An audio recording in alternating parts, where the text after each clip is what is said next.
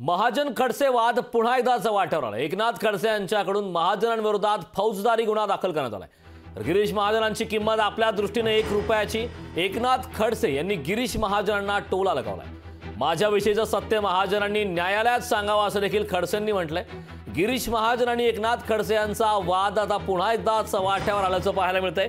एकनाथ खडसे यांनी महाजनांविरोधात फौजदारी गुन्हा दाखल केला असून 1 रुपयाच्या नुकसान भरपाईची एकनाथ खडसे यांच्याकडून दावा दाखल करण्यात आला। गिरीश भाऊ महाजन यांनी वारंवार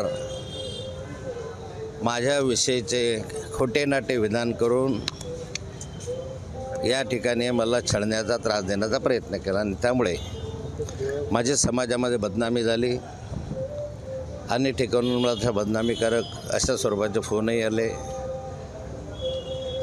मागच्या कालखंडामध्ये मी हृदयविकाराने आजारी असतानाही त्या ठिकाणी मी हृदयविकाराने आजारी नाही, निव्वळ सहानुभूती मिळवण्याच्या दृष्टिकोनातून हे सारं करत आहेत। तसं न्यायालयामध्ये मी 1 रुपयाच्या अब्रू नुकसान भरपाईचा दावा या ठिकाणी सिव्हिल मॅटर म्हणून दाखल केलेला आहे।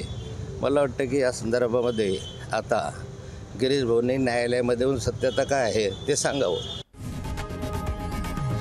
लोकशाही मराठी ऐका, पहा, जागरूक रहा।